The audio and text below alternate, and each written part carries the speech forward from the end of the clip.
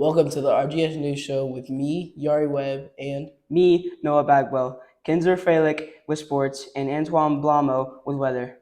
Now for RGS's number one news team. At this time, please stand for the Pledge of Allegiance. Attention, salute, pledge. Allegiance to the flag of the United States of America and to the republic for which it stands, one nation under God, indivisible, with liberty and justice for all. And now for the weather with Antoine Blamo.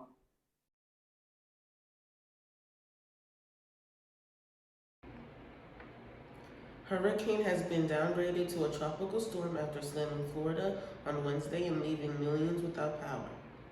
Weather 4 Channel News predicts to make a second landfall along Georgia-South Carolina line this afternoon.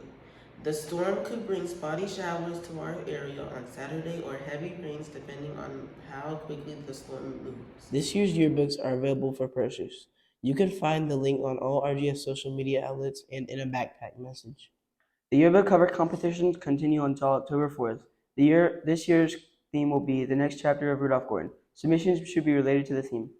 4th and 5th grade chorus rehearsal will take place at 2:20 on Monday, October 3rd. 3rd grade curriculum night will be at 6 p.m. on Monday. Kindergarten through 2nd grade cheer practice will be at 2:30 on Tuesday, October 4th. The next Beta Club meeting is on October 4th from 3 to 3:45 in middle school gym. Now for Kinzer Fralick with sports.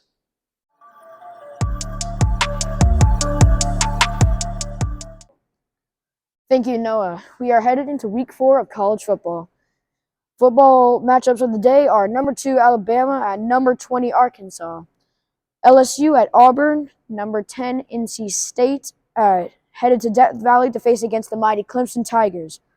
Rutgers at number 3 Ohio State, number 1 Georgia at Missouri, South Carolina State at South Carolina. And now we take a long trip to the beautiful game of soccer. In our Premier League, our top game is Manchester City versus Manchester United. Going to La Liga, we have Mallorca versus Barcelona. Into the Champions League, we have Benfica versus PSG. Headed to the MLS, we have our very own Charlotte FC versus Philadelphia FC. Reporter Aubrey Corley explores the peer tutoring option for selected 8th grade students. Can you go? Come on, guys.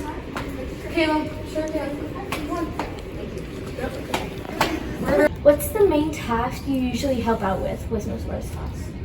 So it kind of varies day to day. Sometimes we help out with their morning work. Sometimes we go alongside them in the hallways at a work job and practice social skills or just whatever they do. We kind of assist them. Outside the classroom today, the kids were doing a little project where they had to find and collect the sticky notes.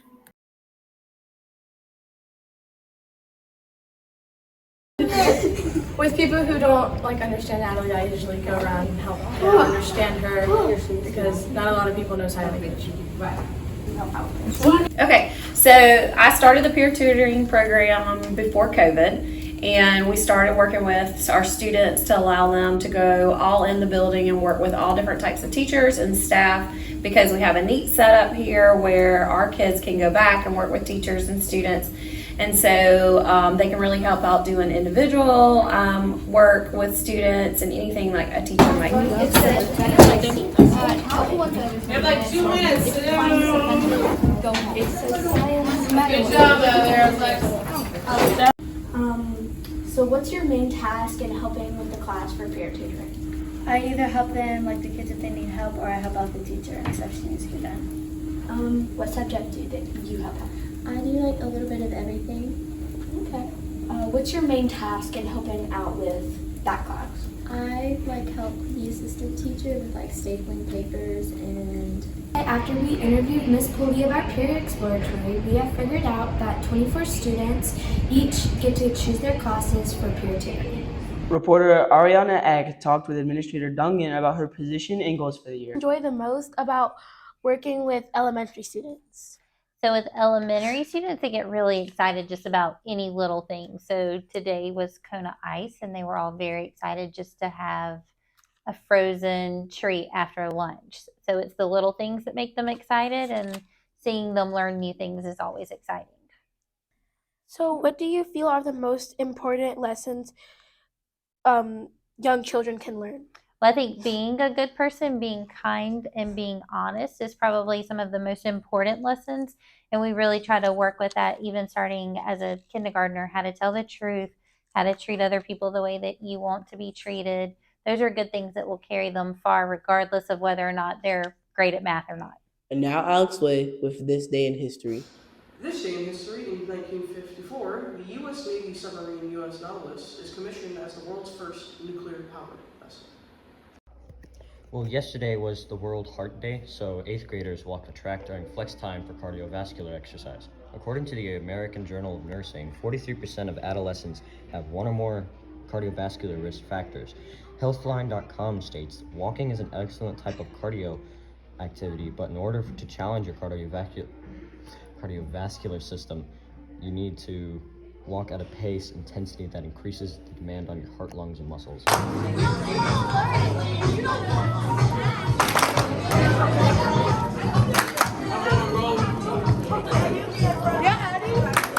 Seventh grade's been doing an SAL with the Energy Bus. The teachers have been reading The Energy Bus by John Gordon. The students have been reading The Energy Bus for Kids by John Gordon. We've been learning about 5 rules. Rule number 1, create a positive vision.